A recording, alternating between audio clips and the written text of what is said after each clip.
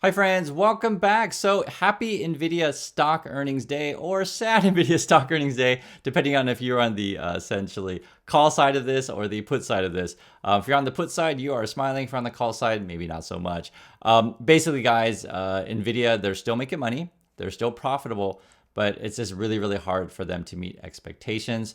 The other thing is too, there's been some delays in their new chips, the Blackwell chips. And Nvidia gave some kind of odd answers to why. Moreover, they're doing a strange stock buyback. Let me go through the details of this stuff, and let's just jump right in. So when you ever have like these earnings reports come out of these like really big companies, you do want to check everywhere, or just check this channel because I try my best to check what everyone's saying. If you check CNBC, they're kind of like a pumping network to retail investors, and they'll just tell you lots and lots of sort of big headlines to get you excited. Like, for example, this says NVIDIA reports 122% revenue growth on surging demand for data center chips. So that's correct. The revenue is up, right? Also says here, NVIDIA announces 50 billion stock buyback. It depends how you read this stuff and how you understand it. So, for example, when we're talking about revenue, that was sort of like what they reported what happened in the past, but you also want to think about what's happening in the future. Because a lot of times people are confused. They're like, wait, what's going on? The revenue's doing great. What's going on? Why would the stock be sinking? It's because when you go into a conference call, you're like, okay, what's your guidance? What are you talking about? Your future plans? What are your projections, etc. And the thing is with something like Nvidia, which has been the top of the sort of the leading the AI slash crypto slash bubble market, it just expectations keep getting higher and higher and higher and higher and higher, right? So, for example, is the headline. This is from Bloomberg. NVIDIA's sales forecast fails to meet lofty expectations. And regarding the buyback thing, this one was a weird one.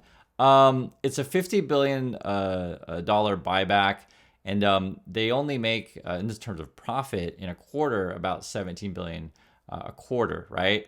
So are we like spending a year's worth of profits to just buy back the stock and pump up the valuations? Is that what we're trying to do here? It felt strange.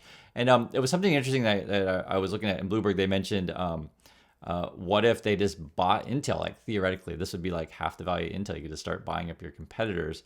Maybe I don't know if Intel's what you should be doing with your money. But if you're a growth company, innovative company, etc., it just seems like there might be other things to do with your money other than pushing up the stock as best you can or propping it up. But it depends, right? The CEO, this is Jensen Huang, is selling stock. You can see here, I report this every now and then, and whenever I mention this stuff, I guess you call it Nvidia fanboys and fangirls, they get sad. I'm just telling you guys, he's selling stock. You can see it. The other one is too, which was not mentioned in the earnings call, but I don't think they can mention it. I'm pretty sure you can't talk about this ongoing case. But I want to throw this out there because don't sleep on this. This happened early August, so August 2nd. NVIDIA reported faces U.S. DOJ antitrust probe, right, after complaints from rivals. So the FTC and the DOJ, and I'm big fans of Lena Khan. I want to make that really clear. I'm a big fan of Lena Khan, and so she's over at the FTC, but they were working with the DOJ of how to like figure out is NVIDIA a monopoly or not. They've been looking into Google. They said, hey, Google is a monopoly. They're looking at Apple, et cetera, looking at all our big tech, looking at Amazon. We'll see what happens with this NVIDIA thing. It's sort of like how they do their practices of when you buy the chips, you also got to buy the software. And for those of you guys who are into this stuff, you'll probably know more about this stuff than I do. I don't buy servers of NVIDIA stuff, so it's not something I do. But I do understand the idea that you're locking someone into like an ecosystem of both, say, your CUDA stuff and your chips. So again, we'll see what comes up to this. But I just do want to mention this because this is major news. So is NVIDIA monopoly? Why are you buying that stock? Why is your CEO selling? What's your forecast going forward? Your Blackwell chips are delayed. What's going on with that? And analysts kept asking about the new chips, right? The thing is, the answers were convoluted. It was strange. Let me try to give an explanation from what I understood when I was going through this stuff. And this is an example of here of like, hey, what do you think about the company? And it's funny when even in Bloomberg describing Jensen Huang is going into sales mode. he's a good salesperson, guys. He is. I mean, he's like always telling you how awesome Nvidia is, etc. He is 61 years old, so I don't know how much longer he can do this kind of stuff. The numbers do speak for themselves, right? They still make money, but again, they can't grow at oodles forever and ever and ever and ever. But anyway, going back to the whole Blackwell thing, it was strange. So first it sounded like, okay, the problems that we have to solve with our products keep getting more and more complex, so we have to build more and more complex chips. It's like, okay, I'm with you right there. And then they were talking about, okay, when we manufacture things, sometimes some of the ones we manufacture are bad, so we got to throw that away. And then there was, I guess, a too high of percentage of things that were bad, so we have to like re-engineer how we're going to manufacture said things. But then he went into sales mode. But don't worry, everyone's going to keep buying all of our stuff. We still have more demand than we can manufacture. But then they were talking about how they couldn't manufacture because the problems are more and more complex. Like that's why I said, guys, I listened through this stuff and I was like, So this is where you just want to take it all in, right? Do you look at the numbers that they've been reporting now? Look at their projections. Okay, their margins are slipping a bit, right? I can just see right here in the numbers. So like before they're having like gross, actually these are projections. Yeah. So before, I guess their projections are like, hey, we're doing margins of maybe 78%. Now we're like down to 75, and margins are still good. I mean, I can see right here, they're still good. It's just, you know, people are looking forward to like, okay, what is competition doing, and are you going to be able to maintain said margins? Which is, I mean, these margins are ludicrously high. I mean, you can actually see it for yourself though in the numbers. It's just going to slow down, right? So like for example, this is was this quarter four 2024. Then you got quarter one of 2025.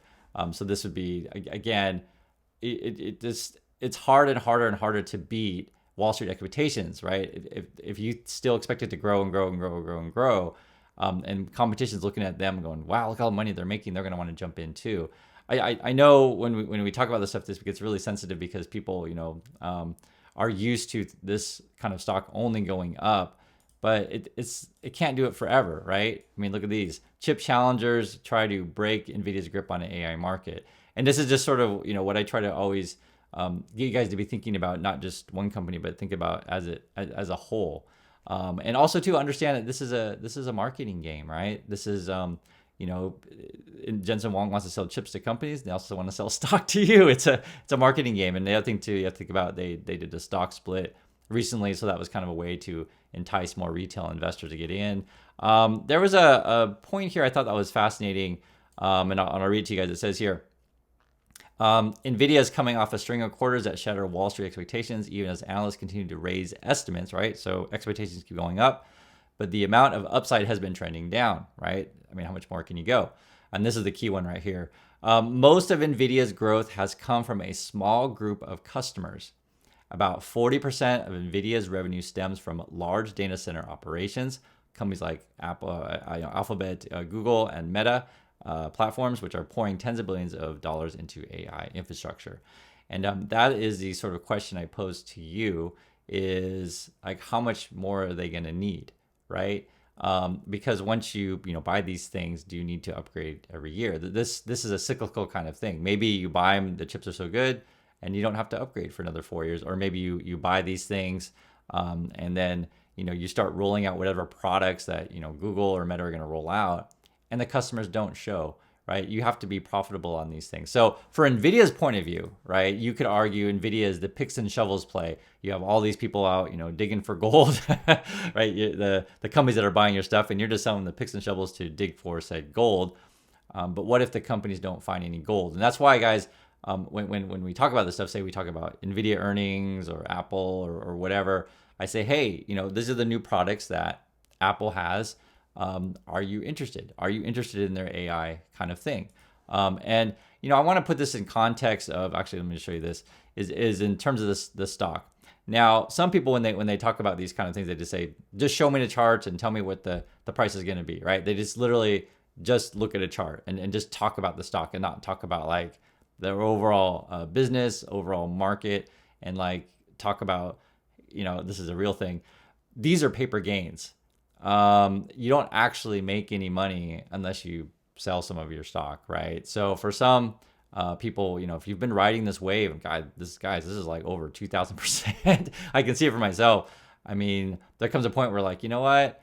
I think I'm going to cash out. I mean, it's not a crazy thing. It doesn't mean necessarily you have to liquidate all things, everything, but some people are like, I I'm happy with the gains that I've gotten. I mean, there's nothing wrong with 2,000% gain. In fact, that's fantastic. That's absolutely fantastic. And the question you have to ask yourself is, okay, can Nvidia keep growing at this crazy, pace that it has been? And from everything I can see, again, I'll just try to go through it again. The CEO is selling stock. They're doing stock splits to try to entice more retail investors to get in. What else are they doing? They're doing buybacks. That seems like to pump up your valuations. Your new chips, they're being delayed. They give these weird convoluted answers about as to why. And then, you can just see how Wall Street responds. And that's why I point to the age of CEO, et cetera. So for me, this feels very toppy. And then you also have this DOJ investigation. So that's what I'm looking at with Nvidia. They are a fantastic company. People are still going to buy their products, right? There's nothing wrong with Nvidia in terms of the quality stuff that they put out. They put out good stuff. But in terms of the stock, can it grow at this, crazy pace forever? Probably not.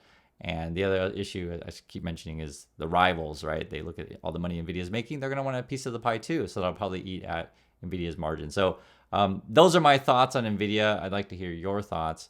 And I'll catch you on the next video.